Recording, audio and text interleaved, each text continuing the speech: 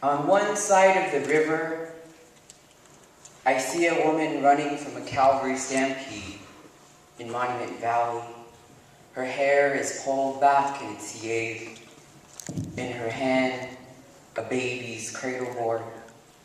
She was paid 10 American dollars to look lost and wild, but her spirit was free, paid for by her body's history. On the other side of the river, I see a man lift a sink, escape from his white narrative, run into the morning like stallions back in those canyons, only to be hunted down by another story.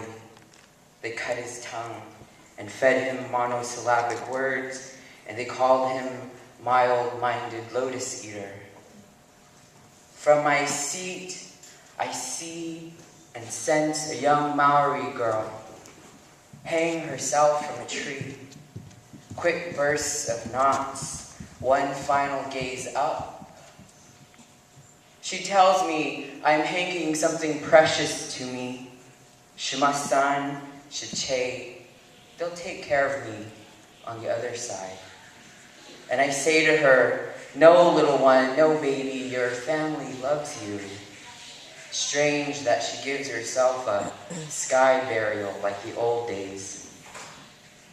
On this side of the river, I see a woman raped and bludgeoned by her adopted daddy. She grows up to be a blizzard and lets no one touch her body because she destroys it beautifully on her own.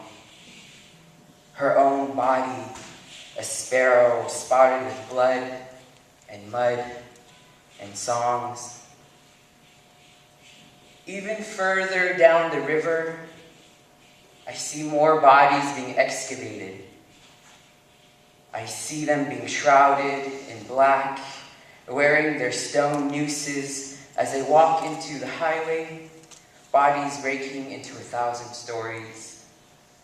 And there now, 2 women from Lame Deer search in deep, dark, only to find themselves a dusty knot of hummingbirds.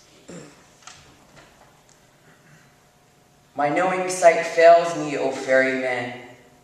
Grant me, Tiresias, I, white shell woman, no more sight. Our stories are too much. I cannot pray their spirits into love stories. I cannot pray their bodies up. I cannot escape their words from the bog. O ferryman, my hours are up. I have said all I needed to. I have paid my fare.